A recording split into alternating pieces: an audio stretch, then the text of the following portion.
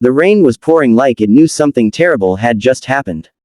A crowd stood frozen on the roadside, phones raised, whispers cutting through the storm, until one man pushed forward, knelt beside the injured woman, and said words that didn't belong to strangers. "Don't cry, I'm here now."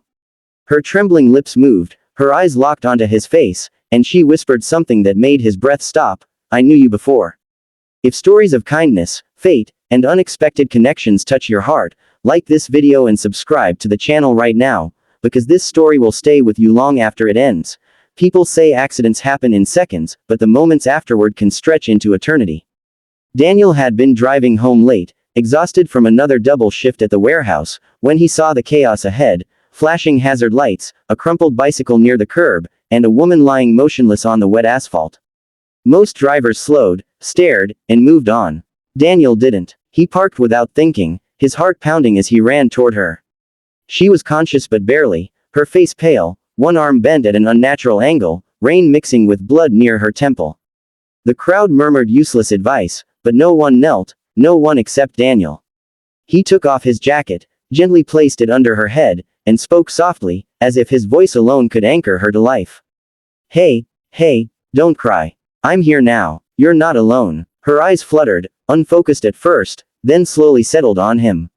Something shifted in her expression, confusion melting into a fragile recognition.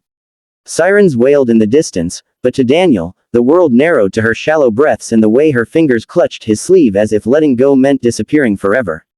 "It hurts," she whispered. Daniel swallowed his fear and nodded, because lying felt crueler than truth.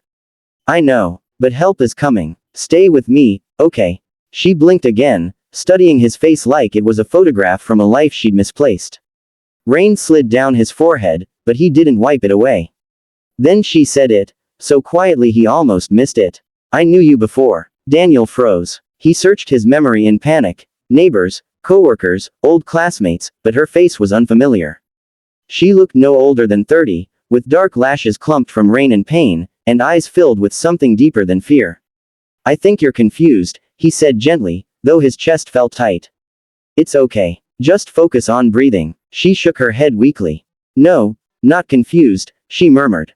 "You held my hand like this, a long time ago." Her grip tightened slightly, sending a strange shock through him. The sirens grew louder. Daniel kept talking, about the rain stopping soon, about how the ambulance would take care of her, about how she was strong, even as his mind raced. Why did her words feel heavy with truth? Why did he feel like this moment had already happened somewhere, sometime? Paramedics finally arrived, moving quickly and efficiently. As they lifted her onto the stretcher, she cried out, not from pain, but from fear of being separated from him. "Please," she said, tears streaking her face. Daniel didn't hesitate. "I'm right here," he promised. "I won't leave." He climbed into the ambulance without even thinking about the consequences, holding her hand as the doors slammed shut and the vehicle sped through the rain. Under the harsh ambulance lights, she looked smaller, more fragile, yet her gaze never left him. "You kept that promise," she whispered faintly. Daniel's heart pounded. "What promise?" he asked. Her eyes closed as exhaustion overtook her, but a faint smile touched her lips. "That you'd come back for me." And just like that, she slipped into unconsciousness, leaving Daniel with a question that echoed louder than the sirens. Who was she, and how could she possibly know him? The hospital smelled of antiseptic and sleepless nights. Daniel sat rigid in a plastic chair outside the emergency room, his hands still damp, not sure if it was rain or sweat. He replayed her words over and over, "I knew you before." It made no sense, yet it wouldn't let him go. Hours passed before a nurse finally approached, her expression tired but kind. The woman had survived surgery. She'd lost a lot of blood, had a fractured arm and a concussion, but she was stable. Relief crashed over Daniel so hard he had to bow his head to breathe. "She keeps asking for you," the nurse added softly. Daniel looked up, startled.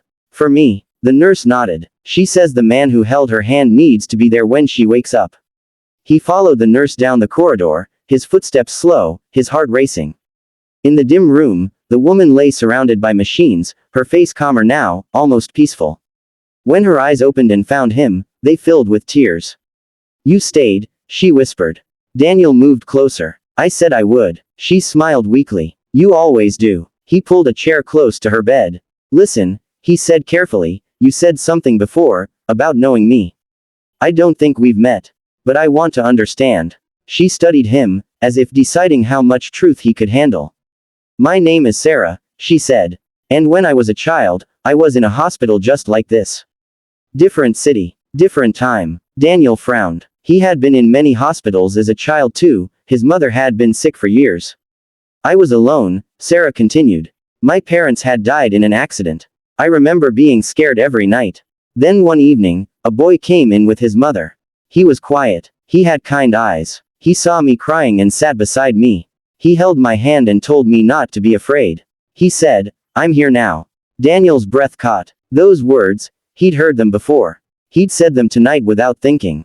Sarah's voice trembled. That boy was you. Memories surfaced like shards of glass. Long hospital corridors, his mother sleeping, a little girl crying in the next bed, his small hand reaching out. He'd been 10. He had almost forgotten. You left the next morning, Sarah said, tears slipping down her cheeks. But before you did, you promised that if I ever needed help again, you'd come. Daniel felt his throat close. I was just a kid, he whispered. I didn't think you'd remember. Sarah smiled sadly. Kindness doesn't disappear. It stays. It waits. Silence filled the room, heavy but warm. Daniel realized something then. He hadn't stopped to help her because he was brave. He'd stopped because some part of him already knew her pain. Days passed. Daniel visited every evening after work. He brought books, soup, small jokes that made her smile despite the pain. Nurses noticed. Doctors noticed. Even Daniel noticed something changing inside him. Helping her didn't drain him, it healed him. When Sarah was finally discharged, she hesitated at the hospital doors. I don't know what comes next, she admitted. Daniel opened his jacket, offering it to her against the cold. Neither do I, he said. But you don't have to face it alone. She looked at him, eyes shining. And for the first time, the past stopped hurting, because it had finally found its way home. Life doesn't transform in grand gestures, it changes in quiet, consistent choices. Weeks after the accident, Sarah's arm healed slowly, but her spirit healed faster. Daniel helped her find a small apartment near his place, drove her to physical therapy, and listened to her talk about rebuilding a life that had always felt temporary. In return, Sarah reminded Daniel how to slow down, how to rest, how to believe that his kindness wasn't accidental, it was who he was. One evening, as they sat on a park bench watching children run under golden sunlight, Sarah turned to him. Do you ever think about how different things could have been? She asked. Daniel nodded. All the time. She smiled softly. But we're here now. Those words, once spoken in fear and pain, now carried peace. Months passed. The rain returned one night, gentle this time. Daniel and Sarah stood under a streetlight, the same road where fate had reunited them. Sarah reached for his hand. I used to believe kindness was temporary, she said. That people help, then disappear. Daniel squeezed her hand. Some do, he admitted.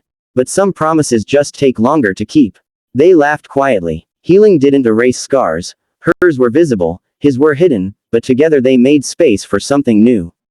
Not a fairy tale born of perfection, but a real story built on presence, patience, and choosing to stay. 1 year later, Daniel volunteered at a local hospital. Sarah joined him. They sat with frightened children, held hands, told them not to cry. And every time Daniel said, I'm here now, he understood the weight of those words. Because kindness echoes. Because one small act can return years later in the middle of a storm, reminding you who you are. The story didn't end with applause or miracles, it ended with two people walking forward, together, carrying the quiet truth that love often begins as simple compassion.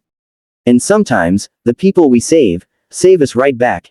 If this story touched your heart, reminded you of the power of kindness, or made you believe in meaningful connections again, please like this video and subscribe to the channel for more emotional, life-changing stories. This is True Kindness Tales, where one small moment can change everything. Yellow Heart.